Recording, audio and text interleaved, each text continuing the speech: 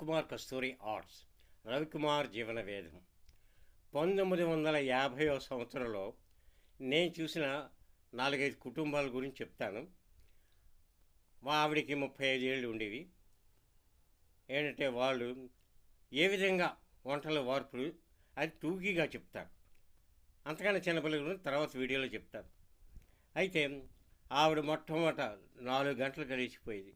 4 గంటలు లేచి కర్రలు అవి రెడీ చేసుకుని అన్నీ చేసుకుని పొయ్యిలు పెట్టుకుని మొట్టమొదట 6 గంటలకల్లా కాఫీ తయారు చేసి ఇచ్చేది అందరికీ, ఇంట్లో ఉన్న వాళ్ళందరికీ కాఫీ తాగేవారు. ఇంకా వంట చర్యలు మొదలుపెట్టేది. వాళ్ళు 2 పచ్చళ్ళు, 2 కూరలు, ఒక పప్పు పులుసు, అంటే మన సాంబార్ అంటాం అదనమాట, ఉంటేనే కానీ తినరు. అలాంటి ఫ్యామిలీలు ఆ రోజుల్లో. అయితే ఈవిడ 2 పచ్చళ్ళు చేసి 2 కూరలు చేసి పప్పు పులుసు చేసేది. అంటే మొక్కల పులుసు కూడా చేసేది. అంటే మొక్కల పులుసు అంటే గుమ్మడికాయ మొక్కలు, ఆనపకాయ మొక్కలు వేసి పులుసు పెట్టేది అనమాట ఆ రోజుల్లో.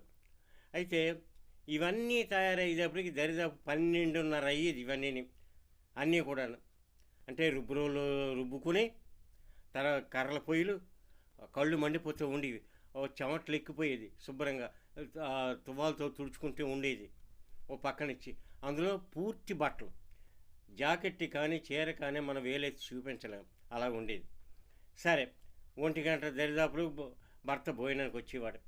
భోజనానికి కాస్త బొద్దది ఉంటుంది ఆ రోజుల్లో 40 ఏళ్ళ మగాళ్ళకి. సరే వచ్చి ఏం చేసావు కమలా అని ఆ పప్పు అన్నం వడ్డించేది. అంటే ముద్దపప్పు కంపల్సరీ వాళ్ళకి. ముద్దపప్పు తీసుకుని ఇందులో నంచుకోవడానికి ఏమైనా చేసావా కమలా అని. మొక్కల పులుసు చేసాను. ఓ వెరీ గుడ్ వెరీ గుడ్ అని మొక్కల పులుసు నంచుకునేవాడు. నంచుకుని శుభ్రం పప్పు అన్నం తినేసేవాడు. ఇంకేమిటి చేసావు అంటే కొబ్బరి పచ్చడి చేశానండి మీకు ఇష్టమని. ఆ కొబ్బరి పచ్చడి తినేసి చెమటలు ఎక్కిపోతూ ఉండేవాడు.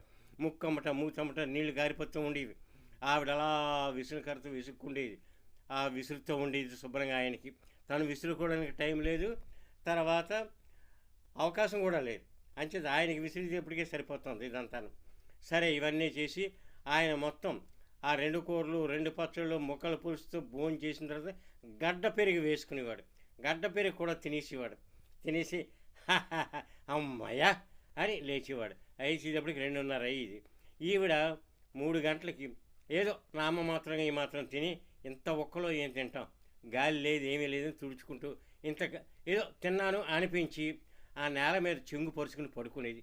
ఇది ఆ రోజుల్లో ఉన్నటువంటి కోడలు అవ్వచ్చు, ఎవరవ్వచ్చు, ఇదే పద్ధతి ఆడవాళ్ళది. ఇదే రవికుమార్ జీవన వేదం.